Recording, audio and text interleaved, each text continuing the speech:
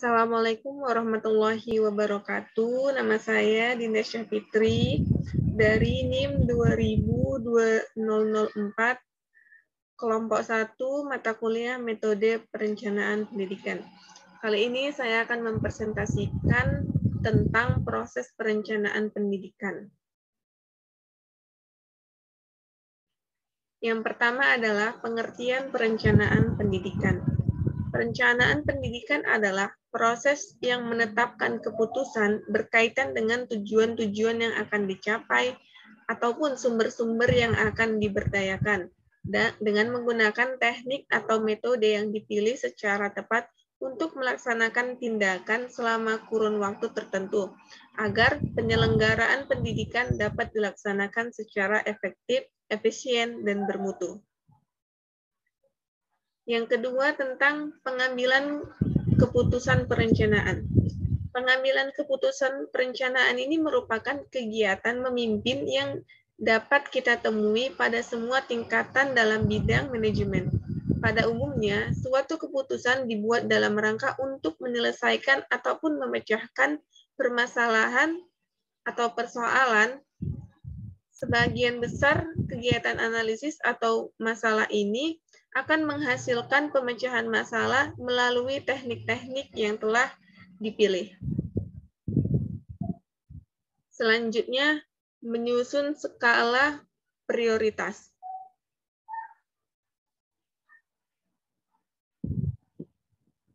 Ada 5 cara dalam menyusun skala prioritas. Yang pertama, mempertimbangkan sesuatu dalam membeli sesuatu. Pada poin pertama ini, yang paling penting dalam merupakan hal yang paling penting dalam menyusun skala prioritas. Dalam berbelanja, tentunya harus mengetahui apakah barang yang hendak dibeli ini hanya keinginan sesaat ataupun hal yang benar-benar dibutuhkan dalam proses perencanaan. Misalnya saja ketika seseorang sedang menjelajah sosial media, ada seseorang yang menjual akun cloud drive untuk mencadangkan data dengan harga yang murah. Dalam contoh yang satu ini, tentu orang tersebut akan dihadapkan dengan berbagai pilihan. Jika membeli, maka orang tersebut bisa membuat cadangan data di akun cloud drive, dan jika tidak membelinya, tentu saja dia tidak tahu datanya akan dicadangkan di mana. Yang kedua, mengetahui kemampuan diri sendiri. Tidak hanya mempertimbangkan sesuatu dalam memberi barang, seseorang juga harus mampu mengetahui kemampuan yang ada pada dirinya sendiri dalam menyusun skala prioritas ini. Dalam menentukan sebuah keputusan, ketika berbelanja, jika tidak diikuti dengan diri sendiri yang mampu, maka daftar prioritas yang akan disusun menjadi berantakan atau tidak efektif. Yang ketiga, mengetahui kesempatan yang dimiliki. Banyak orang yang berkata bahwa kesempatan itu hanya sekali datang dalam seumur hidup, dan tidak ada kesempatan yang kedua. Skala prioritas ini juga bisa terjadi di luar dugaan ketika seseorang memiliki kesempatan tertentu. Maka dari itu, ketika memiliki kesempatan untuk memiliki sesuatu, maka harus didahulukan terlebih dahulu dibandingkan prioritas yang lain. Yang keempat, memahami tingkat urgensi. Keharusan yang mendesak menjadi definisi dari urgensi.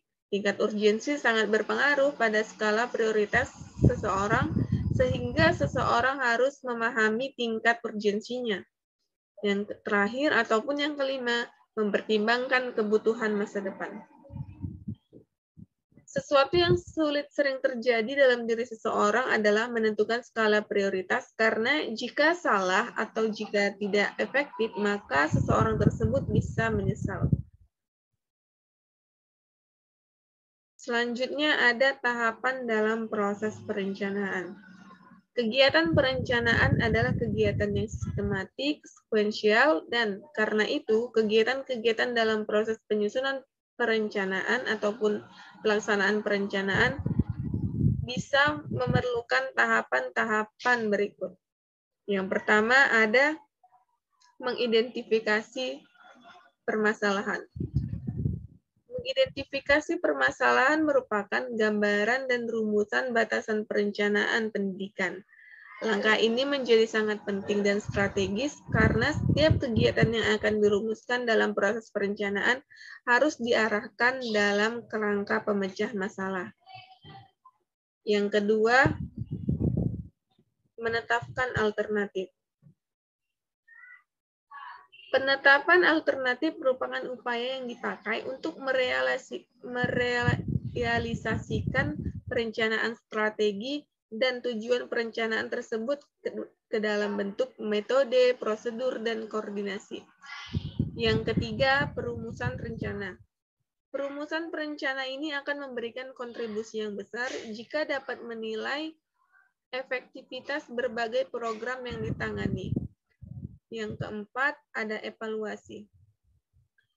Evaluasi rencana ini merupakan kegiatan untuk menilai tingkat keberhasilan dalam pelaksanaan program perencanaan sebagai feedback atau umpan balik. Dengan evaluasi ini dapat digunakan untuk mengetahui kemajuan atau perkembangan dalam proses perencanaan. Apakah proses perencanaan itu berhasil atau tidak, maka dapat diketahui dalam evaluasi ini. Yang keempat, yang kelima, penjabaran rencana. Penjabaran rencana ini untuk mewujudkan rencana yang tertulis ke dalam perbuatan atau action. Dalam penjabaran rencana inilah kita bisa menentukan apakah suatu rencana itu fleksibel, baik, ataupun efektif. Selanjutnya, ada umpan balik rencana. Monitoring perencanaan yang sedang berlangsung memungkinkan suatu alat pengendalian yang baik dalam seluruh proses implementasi. Penjadwalan dapat digunakan untuk mengidentifikasi setiap aktivitas yang dilaksanakan. Keseluruhan proses ini merupakan rangkaian yang tidak dapat dipisahkan antara satu dengan yang lainnya, sebab proses di atas turut menentukan dalam pencapaian tujuan pembangunan, utamanya dalam pembangunan pendidikan. Selanjutnya ada revisi rencana. Revisi rencana ini diperoleh setelah feedback dari tahap evaluasi. Selanjutnya ditindaklanjuti apa yang menjadi feedback tersebut.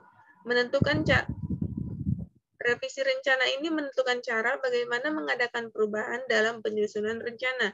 Dilakukan revisi terhadap perencanaan ketika memang ada permasalahan yang timbul dan tidak sesuai dengan rencana di awal.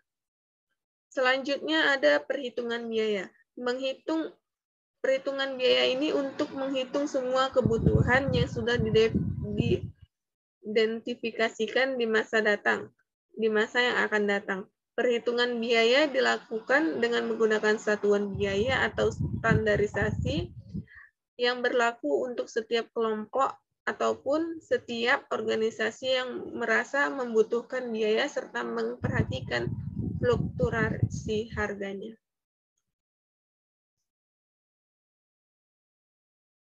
Sekian presentasi dari saya, lebih dan kurangnya saya mohon maaf. Wassalamualaikum warahmatullahi wabarakatuh.